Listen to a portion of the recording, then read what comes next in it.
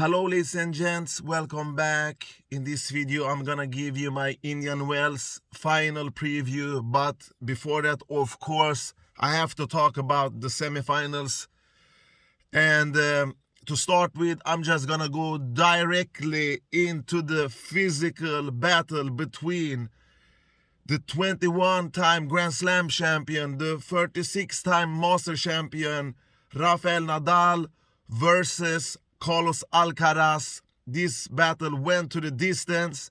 It was an epic performance from the both players. They spoiled us with some great tennis. We saw the future, the past, and the presence, of course, in these two players. And Carlos Alcaraz, to start with, what an amazing player. What does this guy do wrong? Nothing, guys, nothing, ladies and gents, nothing. These guys, like I said, I had him on my top 8 list, and he got his way to the semifinal. He lost to the best man on the ATP Tour right now, Rafael Nadal, who clinched his 20th straight victory with that victory against Alcaraz. And Carlos Alcaraz, that guy really has everything. He has the focus, determined, the mental toughness, the strength, the ground strokes, the shots. He's an excellent shot maker, and he moves so smooth on court that I'm pretty amazed that this guy is just still a teenager. But today, he started out like a tornado. He broke Rafael Nadal. He was hungry. He wanted to show that he is here to win. But sometimes when you want too much, it backfires on you. And Rafael Nadal, who is a ready, steady player, who is there on the baseline and just waiting for his opportunities to take care of his business when it most matters, was just the better guy in the end. He was the more consistent guy. I have actually never seen Rafa. The matches before the semifinal, he didn't won that convincingly in my opinion. He did his job. He got some luck against Korda. All the other matches, he did his job. He was just the consistent machine like he has always been through his entire career. But against Carlos Alcaraz, you know that he didn't want to lose to this. He wasn't ready to surrender. He refused to give Carlos Alcaraz his mantle. Nadal is still the top dog, the top bull, should I say, in this Grand Slam and ATP Masters Circus events and the other tournaments that he is playing, of course. But today in the battle against Carlos Alcaraz, especially in that windy second set, it was very windy. Rafael Nadal came up with some great net coverage, some great net tennis. I've actually never seen Nadal volley that great in his career. He's a very underrated volleyer. Look at his touch. Look at his movement on court. Look how he approaches the net. Nadal is that guy that when he doesn't need to, he doesn't approach the net. He only goes for it when he knows that he can win. He's not rushing into things. And in the end, this consistency mood that this beast possesses was just too much for Carlos Alcaraz. Because in the first set, these guys broke each other plenty of times. Alcaraz broke Nadal twice, and Nadal broke him 3 times. Nadal had 17 break points in the first set and converted 3 of them. And Alcaraz only had 2 and converted them. In the second set, I think that Nadal got broken 3 times and Alcaraz got broken 2 times. So these guys, they broke each other's serves plenty of times. Total in this match, Nadal managed to broke Alcaraz 6 times and Alcaraz broke Nadal's serve 5 times. Before this match, I said if Alcaraz wants to win, if he's gonna win this match, he needs to protect his serve by all means.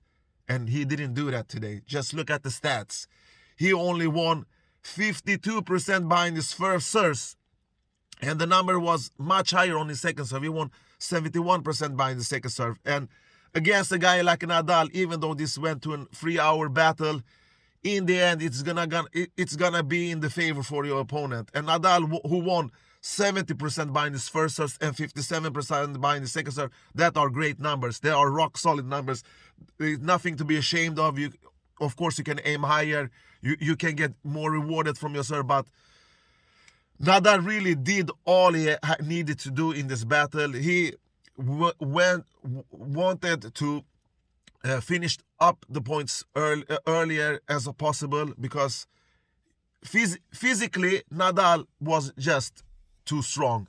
Look at Carlos Alcaraz. He's a solid player. He's a mental and physical matured guy, but this physique battle didn't even affect Nadal that much. Nadal wasn't tired.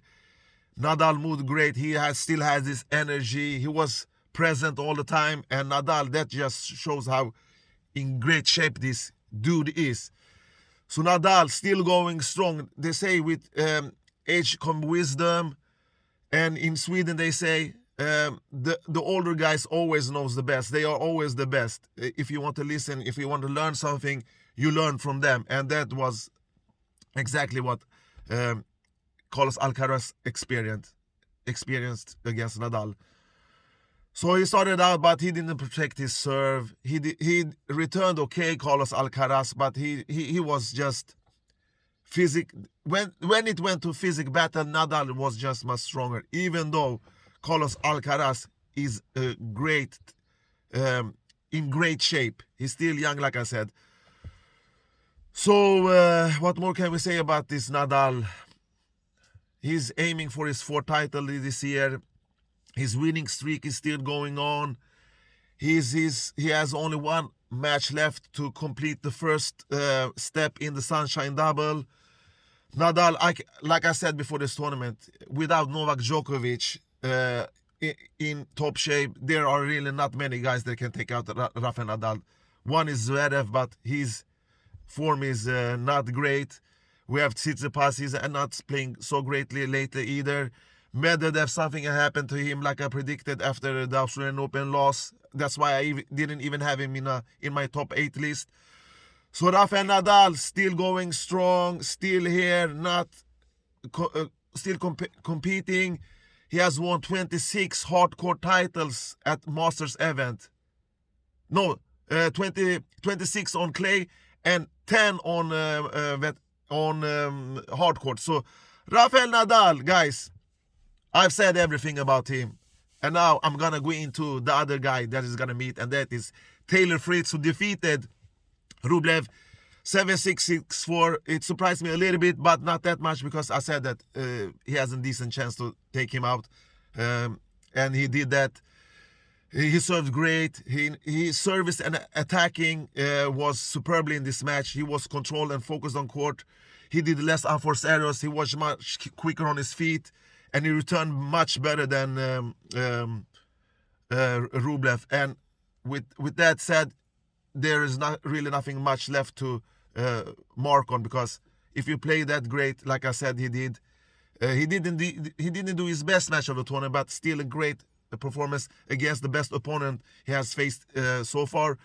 And Rublev, he was rusty. He was a little bit unfocused. His backhand returns and his forehand returns was too sloppy, in my opinion, to be a threat against Taylor Fritz. And when they traded duels, I think that his backhand clicked too much. He wasn't that sharp. He couldn't find those lines. He couldn't move Taylor Fritz around the court, and that's why he lost, because he only converted 1 out of 4 break points also. Meanwhile, Taylor Fritz took care of 3 out of 11 opportunities, and he won 70% behind his service points. That's huge numbers also. And Rublev only won 58%, and that's not great, because service the only weapon, the only shot that you can control. And if you don't control that, that means you allow your opponent to take the charge. So Taylor Fritz, he won 76% behind his first serve and 62% behind his second serve, and Rublev only won 61% behind his first serve. A little bit more points on his second serve. It was 65%, but All in all, Taylor Fritz showed that he wanted to win this match more than him, and that's why he did that in 2 straight sets. Not super convincingly, but rock solid enough to take his place, to book a place in the final, where he's gonna meet Rafael Nadal. They have met once. It was in Acapulco last year. Rafael Nadal won that battle in 2 straight sets pretty comfortably. Can he take out Rafael Nadal? I don't think so, because you can't just survive with attacking skills and serve against Nadal. You have to come up with more than that. You have to trade duels. You have to make this battle dirty. You have to dirty your hands. You have to be physically and mentally prepared to grind for 2 or 3 hours in this Masters tournaments against Nadal, who doesn't go back a step.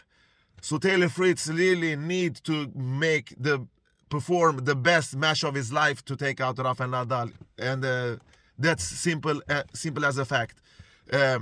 Because Nadal now is in the final. Do you think that he's gonna let his guard down? Do you think he's gonna invite Taylor Fritz to a battle? Do you think that he's gonna do